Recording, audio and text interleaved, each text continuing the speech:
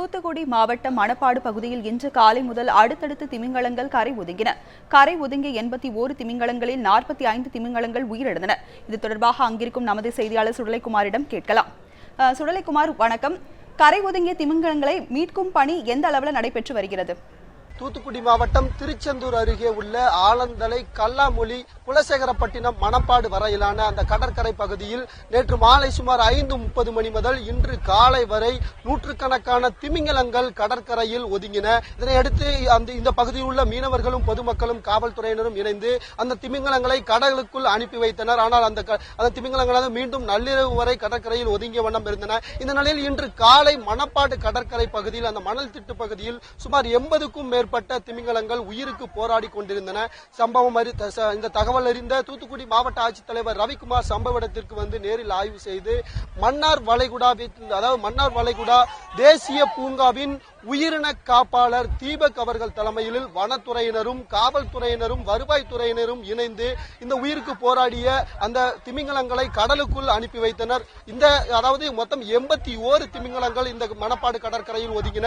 அந்த கடற்கரையில் ஒதுங்கிய அந்த மீனர்களை தற்பொழுது வரை முடியும் தருவாயில் உள்ளது மீட்பு பணி. இந்த 81 திமிங்கலத்தில் சுமார் 46 திமிங்கலங்கள் உயிரிழந்தன.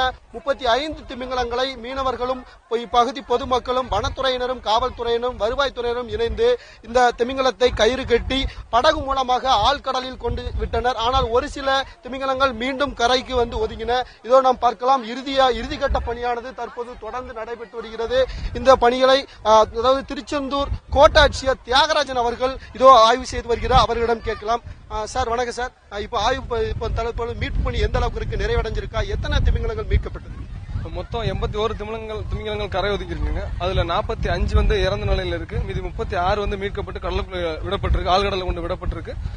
அந்த மீட்கப்பட்ட இறந்த திமிங்கலங்கள் பாதுகாப்பான முறையில அது பரீட் செய்யப்பட்டு இருக்கு. எதனால இந்த திமிங்கலங்கள் இங்க ஒதுங்கி இருக்கு? ஆய்வு நடத்துறதுக்காக வந்திருந்தாங்க. அதில் ஏதாவது அறிக்கை சமர்ப்பிச்சிருக்காங்களா, ஏதாவது தெரிவிச்சிருக்காங்க? அறிக்கை சமர்ப்பிக்கல. அவங்க போஸ்ட்மார்ட்டம் இப்ப பண்ணிருக்காங்க. அந்த ரிப்போர்ட் போயிருக்கு. இது பொதுவா என்ன சொல்றாங்க, அறிவியலாளர்கள் என்ன சொல்றாங்கன்னா, டிஸ்ஓரியன்டேஷன் சொல்லக்கூடிய வழி தவறி வந்தது. ஏன்னா இது கூட்டமாக வாழக்கூடிய திமிங்கலங்களா இருக்கிறதுனால ஒரு இது வந்தா கூட அதை ரெஸ்கியூ பண்றதுக்காக மத்த இது வழி தவறி இப்படி ஆயிடுச்சுன்னு தான் நம்புறோம். நன்றி சார்.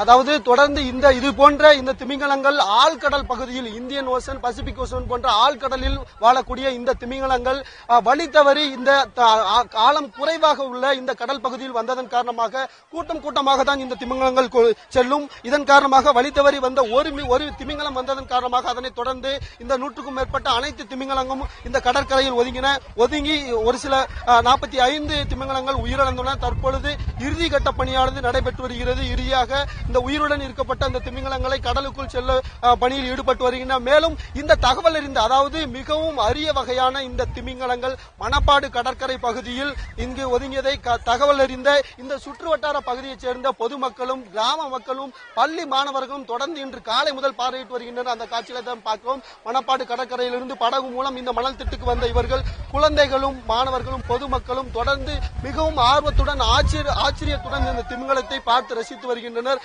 தொடர்ந்து தற்பொழுது மீட்பு பணி இன்னும் சில நிமிடங்கள் முடிவடையும் என எதிர்பார்க்கப்படுகிறது. ராஜலட்சுமி. சுடலைக்குமார், உங்களுடைய தகவல்களுக்கு நன்றி.